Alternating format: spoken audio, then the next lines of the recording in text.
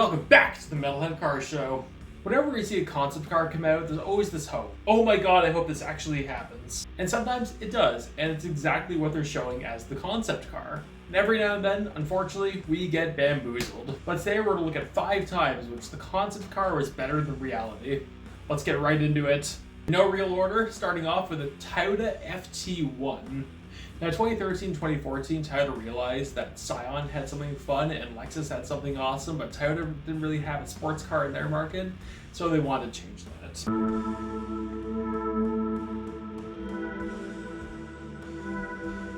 Yeah, it's always fun seeing a car in motion. So without using the Supra name, they wanted to go back to the Gen 4 Supra and kind of just get a little bit of influence from that.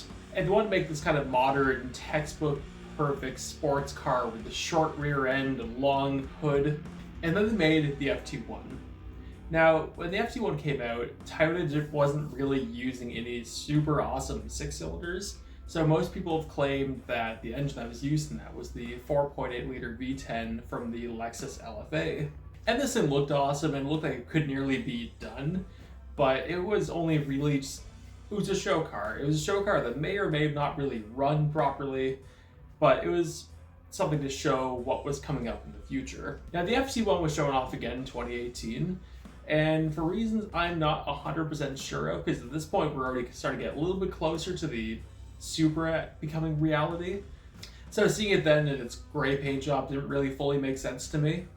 But jump forward 2 years, we got the Supra. Now, Toyota did a really good job getting a lot of the styling cues from the FT1 into the Supra, just making it more of a, well, real road car. But the FT1 was just so aggressive and so cool and so wide, and it had that wicked 4.8 liter V10 that made it so the road car couldn't really keep up with it. I mean, both performance-wise and just how cool the FT1 was.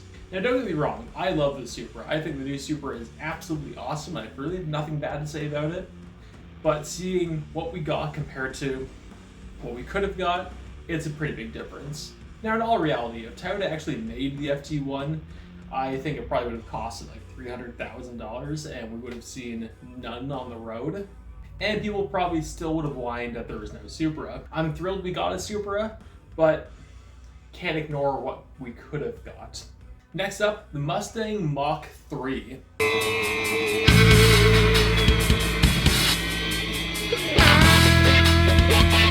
Now, you've heard of the Mach-1, you've heard of the Mach-E, you may have heard of the Mach-2, but the Mach-3 was a prototype Ford made in like 1992, 1993, kind of showing where Ford is going with the Mustang leading into the SN95 platform. Now, with the Mustang, what was going to happen was in the late 1980s, Ford was going to be going to a new Mustang that was going to be front-wheel drive with pop-up headlights and whatnot, and they got 5,000 handwritten letters to Ford saying they're disgust for this idea and it's not a Mustang if it's front-wheel drive and hatchback, and they wouldn't have bought it. So Ford decided to turn that into the Probe, which failed due to, they called it the Probe, and made the Fox body continue on for a couple more years. Now, with the Mach-3, it was a 2-seater speedster-style Mustang with a supercharged 5.4 liter V10, I think was claiming to make 375 horsepower. Now, let's be real. 375 horsepower out of a supercharged 5.4 really isn't that impressive. But keep in mind, this was 1992, and the standards for horsepower were very different. I've always felt this was a gorgeous car. It had a lot of really cool styling cues that I don't think would have been too hard to get in production. But what we got was the 94 SN95 Mustang, continuing to use the 5-liter V8 at 245 horsepower. Now, truthfully, the SN95 was way more sellable than the Mach-3 was. It actually had 4 seats, it had an engine that was pretty easy to maintain, like, it made sense. And we still got a handful of styling cues from the Mach-3 into the SN95. So it's not like they showed us a GT40 and they gave us a Pinto. Not to go super off topic, but this isn't even the only time Ford's done this with the Mustang. Jump forward to 2004 when they were kind of getting into the S97, they did this again, showing off a 2-seater Mustang with really cool sharp edges and a really, really nice hood to it, but also using a supercharged 4-liter V8. which we didn't get that. We ended up getting the V05 GT. All things considered, I think we got the better trade-off. Back to the topic at hand, though. It is kind of a shame we didn't get the Mach 3 in any variety. Like, if they made that car and did it in like a 500 car run, that would have been really cool. Now, had Ford actually made the Mach 3 and it was also using the 5.4 liter supercharged V8, I think once the Lightning came out, it probably would have been making more power due to Ford already had some development time into that engine before the Lightning even came out. Just a theory, but maybe. I've always found them cool. I think a lot of people my age and maybe a bit older than me who remember it coming out kind of found it really cool, but it was in a handful of video games, there was car models of it, so I think everyone got to see it or have it in some variety. I know there's one person who's actually made a replica of it, and they've actually done a really good job at it, so it's really cool that someone has one. Next on the list, the 2011 Audi Quattro concept car.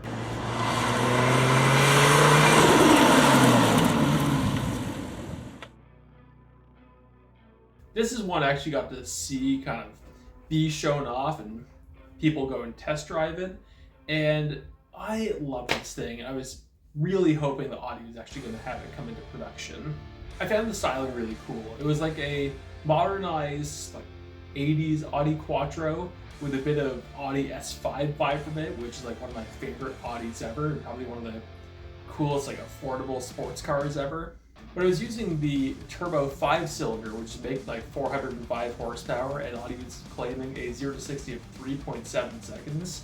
So this thing would have been a real threat if it actually came out. Now, unfortunately, unlike a lot of the cars on this list, this car didn't come out in any form. Now, the turbo 5-cylinder was used in a handful of cars, making less power than it did. Like, I think at that point there was the TTRS, which is making like 360 horsepower off a very similar engine, which is great, but it wasn't quite the same as what we got to see.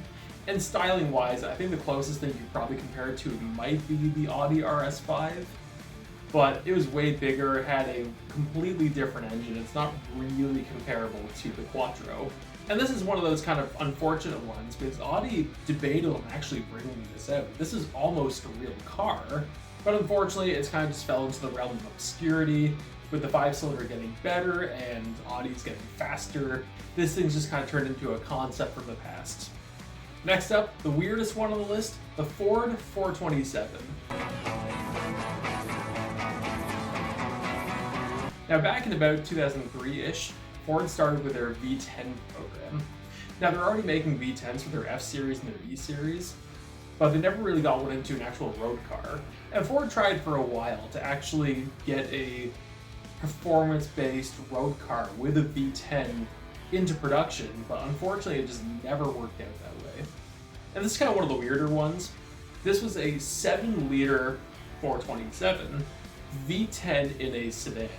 I can't remember, so it made that much power, and it was really neat. Like, it was a bit boxy, but also it had this kind of really cool boxy stance, which I think if Lincoln took this over and they made like a modern early 60s Lincoln Continental, it would look really cool on this chassis. But now that you've been staring at the car for a while, you can probably guess what it turned into. This turned into the Ford Fusion. Now, I don't hate the Fusion, but wow, this was a big jump. Suppose that 7-liter V10 they were using in the 427, this got a selection of 4 cylinders and a 3.5-liter V6. Yeah, not quite the same. I think this one was a missed opportunity because you had the Charger coming out at this point, which was already getting pretty good power options, and Ford didn't really have much of a full-size sedan at that point. Like, I'm pretty sure the Taurus was dead, and the Ford 500 was a complete failure that nobody remembers. So if they had the 427 and they had this V10 as like a really high-end option, you can put like a 4.6 in there, I think these things would have went down a bit better long-term, and people would actually care about them at this point. As of right now, nobody really cares about the Fusion. Nobody's really sad that it's gone, and I don't think anyone really remembers the Gen 1 cars. Now, Ford did this due to is going to be the easy and affordable option, as opposed to making a full-size car that was rear-wheel drive that had the capability of holding a V8 or a V10. because Ford didn't do that anywhere else on the planet.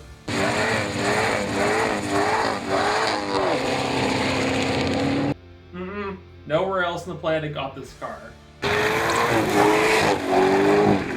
We can't have nice things. And the last and most obscure car on the list, the Honda NSX. Quick recap. The NSX came out in 1990. It had a naturally aspirated all-aluminum 3-liter V6, which made realistically about 280 horsepower, and that car went all the way to 2005. It died in 2005. Honda immediately started kind of making plans to bring it back, and that didn't happen until 2016 with the Gen 2 NSX using a twin-turbo 3-liter V6 making 565 horsepower, 570 horsepower, and it looked awesome. Now, it's all the stuff in the middle of that a lot of people don't remember, or they just weren't really paying attention at that point. Now, there was some cool concept cars, and those who were playing Gran Turismo 4 probably remember pretty well. But I want to talk about this one.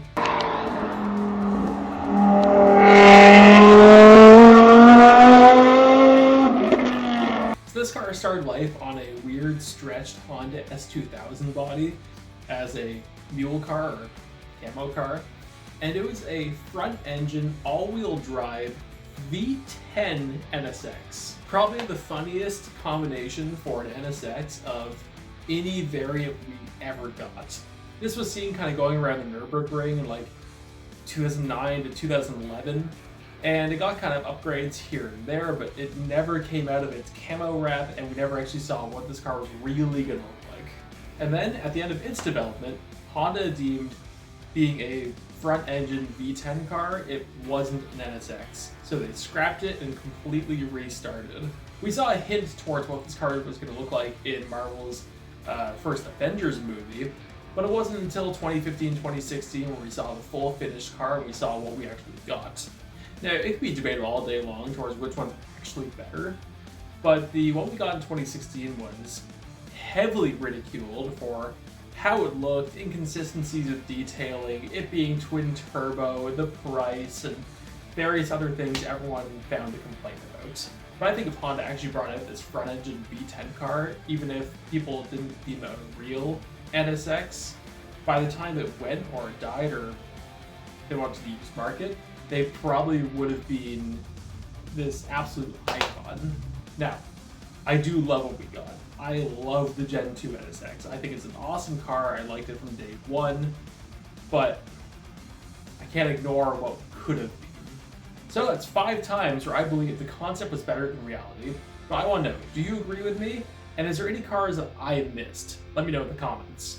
Thank you all so much for watching. Like and subscribe if you've enjoyed what you've seen. I post on Wednesday, Friday, and Sunday, and I'll see you later.